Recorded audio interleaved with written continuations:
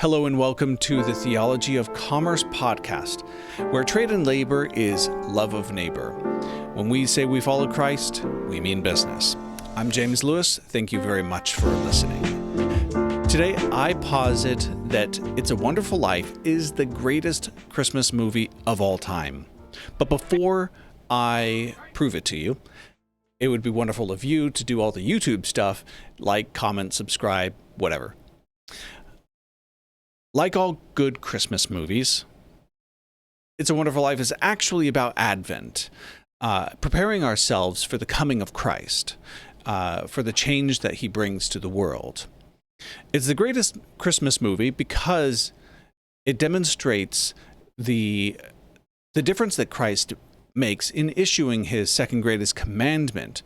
The first was already part of the Old Covenant, but explicitly. But in the new covenant, Jesus gives a new commandment that you love one another. It is the defining mark of a Christian. Elsewhere in the epistles, it said that the love of money is the root of all kinds of evil.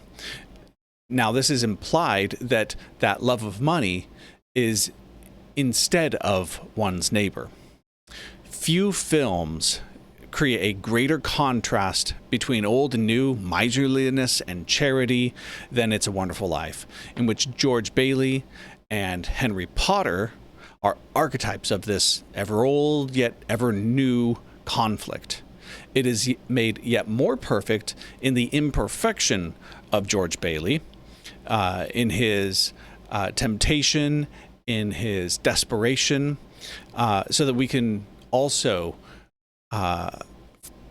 so that we who also face temptation and doubt may feel ourselves in his shoes. Contrary to what some may comment, this movie does not condemn business or money, although a naive reading may imply so. Instead, it is the abuse of neighbor via business and money that is condemned. In it, we see the world as it is, and run by an amalgamation of people of good and ill will. The difference between George and Henry is emphasized by the parallel universes of Bedford Falls and Pottersville. That is, the world when it becomes ruled by the love of money. We are dangerously close to that in our current age, or so it seems. The hell is a bottomless pit, and we may fall down it for forever. The wealth of the two men in question are the opposite that one expects at a glance. Potter seems to have all the money, and it would imply all the wealth. And Bailey has been and probably ever will be not so well off. This is precisely reversed, though, and not in a trite, droll, the friends we made along the way kind of way, but you can observe Bailey's wealth, especially in the conclusion of the movie, when the years of charity toward his neighbors is returned to him in his hour of great need. It's not the affection of his neighbors that he wins, but rather the reciprocation of his charity. This is the message of the Epistle of James in action in the workplace, that our faith have feet and move and does.